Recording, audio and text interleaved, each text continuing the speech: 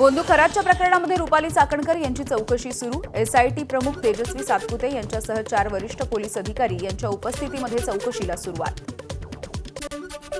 अमेरिकेमध्ये जसं एप्स्टीनला मारलं तसंच खरातलाही मारतील, नाना पटोले यांचा खळबळजनक दावा। भंडाऱ्यामधल्या कार्यक्रमात नाना पटोलेंचं विधान।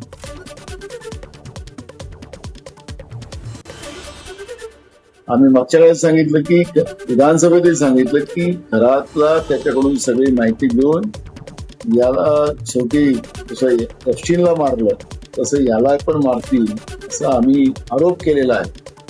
ही वस्तुस्थिती पुढे आपल्या लक्षात येणार। अशोक खरात तुरुंगामध्ये सुरक्षित, त्याला कुणीही मारणार नाही, नाना पटोले यांचे आरोप बिनबुडाचे। महसूल मंत्री चंद्रशेखर बावनकुळेंचं नाना पटोले यांच्या आरोपांना उत्तर। हे तर बंडल स्टोरी आहे, या स्टोरीला काही अर्थ नाही।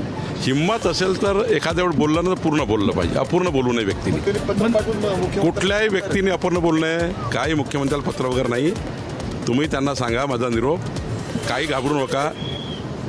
खरात पोलिसांच्या कस्टडीमध्ये सुरक्षित आहे, काही होणार नाही आहे। तुमच्या धमक असेल तर नाव सांगा।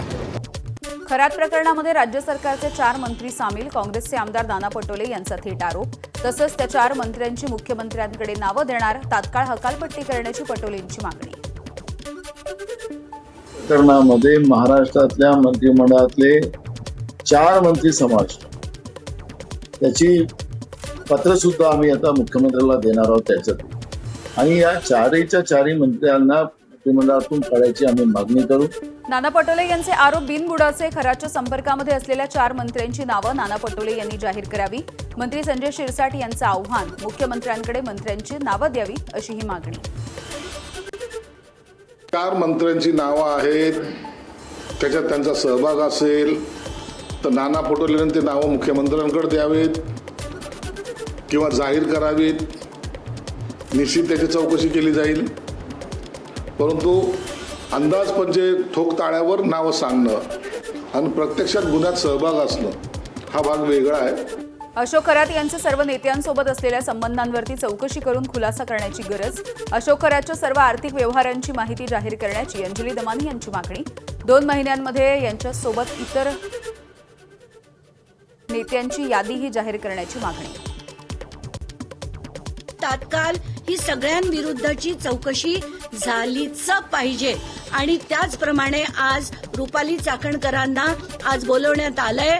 ऐकून आनंद झाला, पण आत्ताच्या घटकेला जी माहिती मिळते की त्या गाड्या बदलून जात आहेत, वकिलांना घेऊन जात आहेत, पुन्हा तेच होणार आहे। अर्ध्या गोष्टी या बोलतील, अर्धे खुलासे करतील। तर माझी एसआयटीला मी आता सातपुते मॅमना पण तीच रिक्वेस्ट करणार आहे की त्या वकिलांना तुम्ही बाहेर बसवा।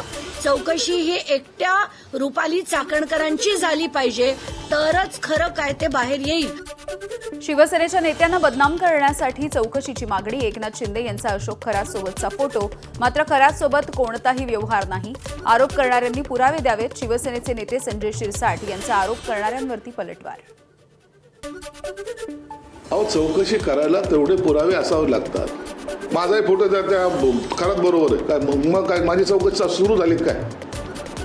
फोटो असणं आणि प्रत्यक्षात काही संबंध निघणं याला फरक, त्याच्यात फार मोठा फरक आहे।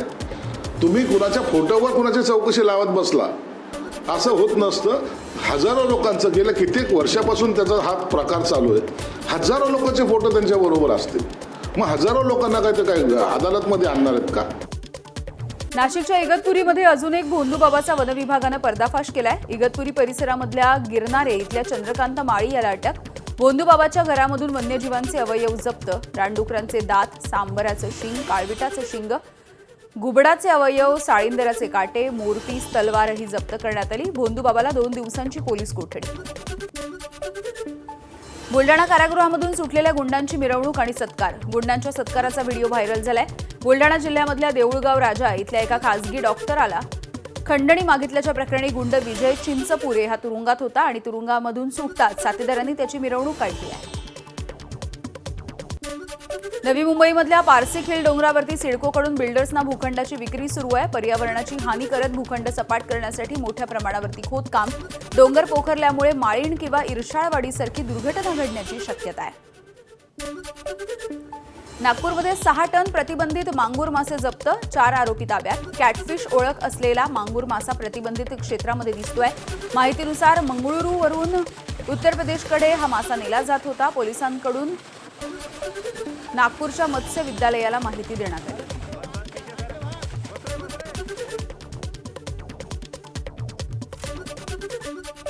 पुढची बातमी बघूयात. पूर्णा नदीच्या पात्रामध्ये सर्रासपणे अवैध अमर्याद वाळू उपसा सुरू आहे. बुलढाणा जिल्ह्यामधल्या देऊळगाव राजा, सिंदखेड राजा या परिसरामधली ही स्थिती आहे.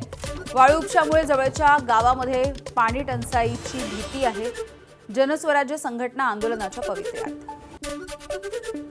निदा खानला संभाजीनगरमध्ये लपवून ठेवणं हे एमआयएमच्या नगरसेवक मतीन पटेलला चांगलंच महागात पडण्याची शक्यता आहे. मतीन पटेल याच्या ज्या कार्यालयामध्ये निदा खान राहत होती ते अतिक्रमण करून बांधण्यात आलंय. महापालिका आता बुलडोजर लावून त्यांचं कार्यालय पाडणार आहे, अशी नोटीसही बजावण्यात आलेली आहे. गोंदियाच्या आमगाव इथे गॅस बुकिंगसाठी नागरिकांच्या रांगा. इंडियन गॅस एजन्सीच्या समोर ग्राहकांची गर्दी. गॅस बुकिंगसाठी आमगावकरांची धावपळ.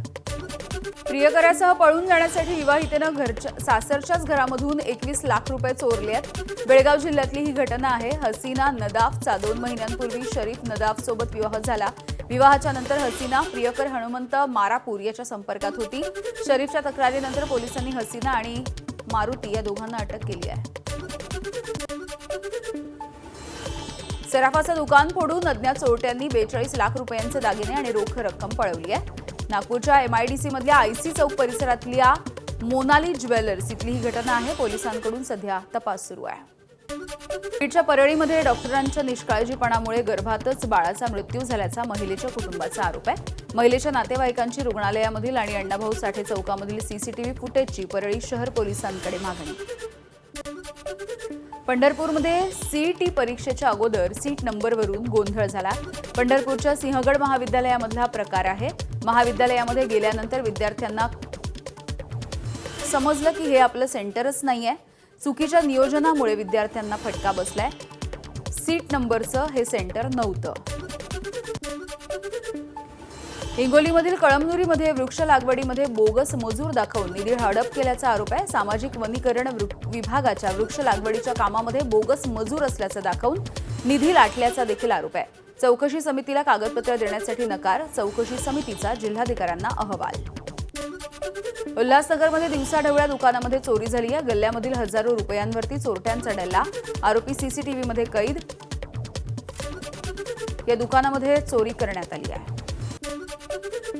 गडचिरोली पोलीस दलातर्फे जिल्हास्तरीय पोलीस पाटील समन्वय बैठकीचं आयोजन करण्यात आलं. कायदा आणि सुव्यवस्था, गंभीर गुन्ह्यांवरती प्रतिबंध, व्यसनमुक्ती, तंटामुक्ती, सामाजिक सलोखा आणि अंधश्रद्धा निर्मूलन अशा वेगवेगळ्या विषयांवरती मार्गदर्शन देखील करण्यात आलंय. आरोग्य शिबिर घेत सगळ्या पोलीस पाटलांची आरोग्य तपासणी देखील करण्यात आली. 400 पोलीस पाटील या शिबिरासाठी उपस्थित होते.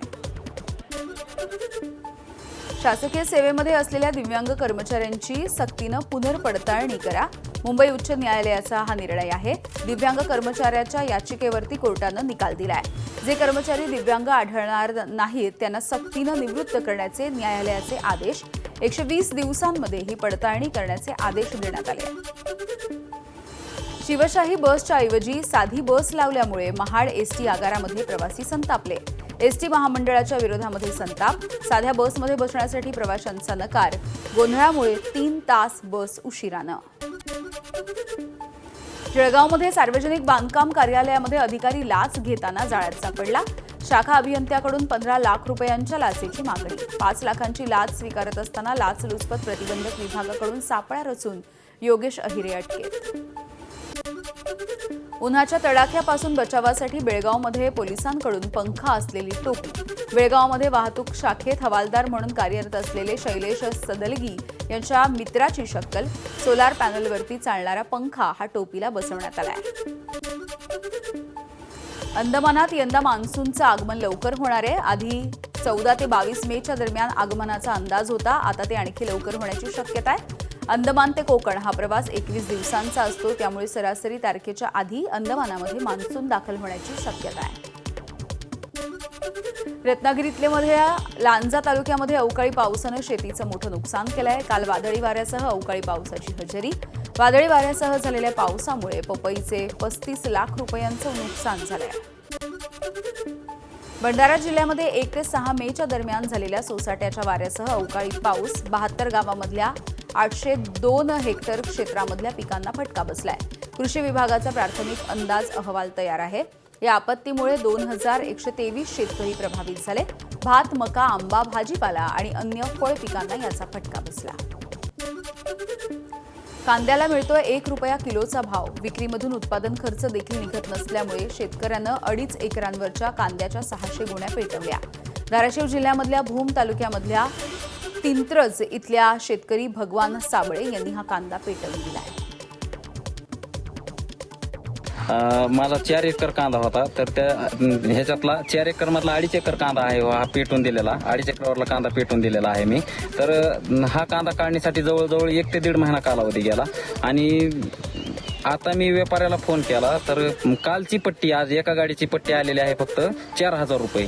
तर काढणीचा आणि काटणीचा मजुराचा खर्च निघलेला नाही. माझ्यावर आज जवळजवळ 3 ते 4 लाख रुपये ह्याचा कांद्याचा लावणीपासून काढणीपर्यंत 4 लाख रुपये खर्च झालेला आहे. संगमेश्वर तालुक्यामधल्या कळंबस्ते गावामधल्या हाकरवणेवाडीमध्ये गायीवरती वीज पडली. गायीचा जागीच मृत्यू झालाय. शहरामध्ये वादळी वाऱ्यासह जोरदार पाऊस होतोय. शेतकरी शांताराम संगरे यांचं नुकसान झालंय. वाशिम जिल्ह्यामध्ये 33 गावांना पाणी टंचाई आहे. 29 विहिरी आणि 6 खासगी बोरवेलचं अधिग्रहण. वाढत्या तापमानाचा फटका अनेक प्रकल्पांना, अनेक प्रकल्प कोरडे ठाक. नांदेड जिल्ह्यामध्ये उष्णतेच्या लाटेचा भुईमुगाला फटका. पानांची गळती आणि बुरशीजन्य रोगाचा प्रादुर्भाव, तर भुईमुग पीक वाळण्याचं प्रमाणही वाढलंय. उत्पादनामध्ये घट होण्याची भीती. धुळे शहरासह जिल्ह्यामध्ये तापमानाचा पारा 42 अंशांवर. गेल्या काही दिवसांपासून शहरामध्ये तापमानात घट झाली, मात्र आता पुन्हा एकदा तापमानामध्ये वाढ झाल्यामुळे काळजी घेण्याचं हवामान विभागाचं आवाहन. धुळ्यामध्ये वाढत्या तापमानामुळे भाजीपाल्याची आवक घटली आहे. परिणामी भाजीपाल्याच्या दरामध्ये वाढ झाली. टोमॅटो 50 रुपये किलोवर, कोथिंबिरीची जुडी 90 रुपयांना. धाराशिवमध्ये सरकारच्या कंपनी धार्जिण्या भूमिकेमुळे शेतकऱ्यांच्या पीक विम्याचं नुकसान होत आहे. 93 कोटी रुपयांची रक्कम सर्वोच्च न्यायालयामध्ये जमा करण्याचे कोर्टाचे आदेश. तर स्थगिती नसताना देखील 134 कोटी सरकारी वकिलांच्या म्हणण्यावरती जिल्हाधिकाऱ्यांनी अडवून ठेवले होते. आमदार कैलास पाटील यांचा आरोप आहे. भंडाऱ्यामध्ये जमावबंदीचं उल्लंघन करून बावनथडीच्या राजीव सागर प्रकल्पावरती आंदोलन करणाऱ्यांवरती आता गुन्हे दाखल करण्यात आले. प्रकल्पासाठी सुसूरडोह, कमकासूर आणि सीतेकसा या गावामधल्या ग्रामस्थांच्या जमिनी अधिग्रहित करण्यात आल्या. मात्र अजूनही त्यांना मोबदला देण्यात आलेला नाहीये. मोबदला देण्याच्या मागणीसाठी हे आंदोलन करण्यात आलं. उल्हासनगर महानगरपालिकेची अतिक्रमणाच्या विरोधामध्ये मोहीम. शहरामधल्या रेजन्सी प्लाझामधील 27 अवैध गाळे जमीनदोस्त. कारणे दाखवा नोटीशीकडे दुर्लक्ष केल्यामुळे अतिक्रमण विभागाची धडक कारवाई. गडचिरोलीमध्ये प्रस्तावित विमानतळाच्या मुद्द्यावरून शेतकऱ्याचं 3ऱ्या दिवशी देखील आंदोलन. जमीन देणार नाही आणि सर्वेक्षण देखील होऊ देणार नसल्याची भूमिका. जिल्हा मुख्यालयापासून 20 किलोमीटरवरच्या हिरापूर, गुरवळा, विहिरगाव या विमानतळासाठी, या 3 ठिकाणी विमानतळासाठी जमिनीचं सर्वेक्षण. मे महिन्यामध्ये सोनं स्वस्त. लग्नसराईमध्ये काहीसा दिलासा. 5 महिन्यामध्ये सोन्यात 40,000 रुपये प्रतितोळ्याची घसरण झाली आहे. तर चांदीच्या दरामध्ये देखील घसरण झाली आहे. लग्नासाठी खरेदी करणाऱ्यांना दिलासा.